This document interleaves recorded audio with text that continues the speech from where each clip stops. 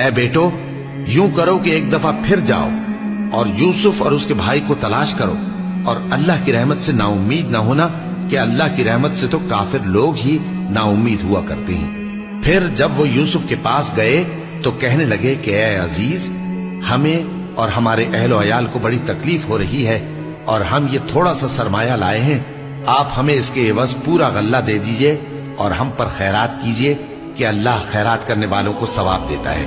یوسف نے کہا، تمہیں معلوم ہے کہ جب تم نادانی میں پھنسے ہوئے تھے تو تم نے یوسف اور اس کے بھائی کے ساتھ کیا کیا تھا؟ وہ بولے، کیا واقعی تم ہی یوسف ہو؟ انہوں نے کہا، ہاں میں یوسف ہوں، اور بن یامین کی طرف اشارہ کر کے کہنے لگے، یہ میرا بھائی ہے، اللہ نے ہم پر بڑا احسان کیا ہے۔ جو شخص اللہ سے ڈرتا اور صبر کرتا ہے تو اللہ نیکوکاروں کا اجر ضائع نہیں کرتا۔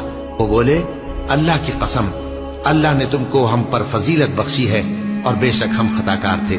یوسف نے کہا کہ آج کے دن تم پر کوئی ملامت نہیں، اللہ تم کو معاف کرے، اور وہ سب سے بڑھ کر رحم کرنے والا ہے۔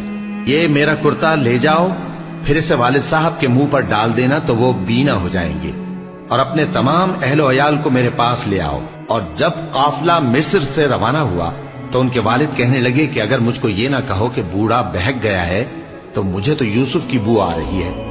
وہ بولے کہ واللہ آپ اسی قدیم غلطی میں مبتلا ہیں۔ مگر جب خوشخبری دینے والا آ پہنچا تو اس نے کرتا ان کے منہ پر ڈال دیا، سو وہ بینا ہو گئے، اور بیٹوں سے کہنے لگے، کیا میں نے تم سے نہیں کہا تھا کہ میں اللہ کی طرف سے وہ باتیں جانتا ہوں جو تم نہیں جانتے؟ بیٹوں نے کہا کہ ابا، ہمارے لیے ہمارے گناہ کی مغفرت مانگیے، بے شک ہم خطا کار تھے۔ فرمایا، میں اپنے پروردگار سے تمہارے لیے بخشش مانگوں گا، بے شک وہ بخشنے والا ہے، مہربان ہے۔ پھر جب یہ سب لوگ یوسف کے پاس پہنچے تو انہوں نے اپنے والدین کو اپنے پاس جگہ دی اور کہا، مصر میں داخل ہو جائیے، اللہ نے چاہا تو امن و امان سے رہیے گا۔ اور اپنے والدین کو تخت پر بٹھایا، اور سب ان کے آگے سجدے میں گر پڑے۔ اور اس وقت یوسف نے کہا، ابا جان، یہ میرے اس خواب کی تعبیر ہے جو میں نے پہلے بچپن میں دیکھا تھا۔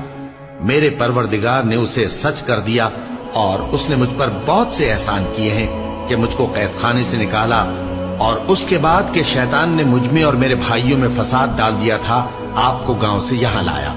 بے شک میرا پروردگار جو چاہتا ہے تدبیر سے کرتا ہے، وہ علم والا ہے، حکمت والا ہے۔ جب یہ سب باتیں ہو لیں تو یوسف نے اللہ سے دعا کی کہ اے میرے پروردگار، تو نے مجھ کو حکومت سے نوازا اور خوابوں کی تعبیر کا علم بخشا۔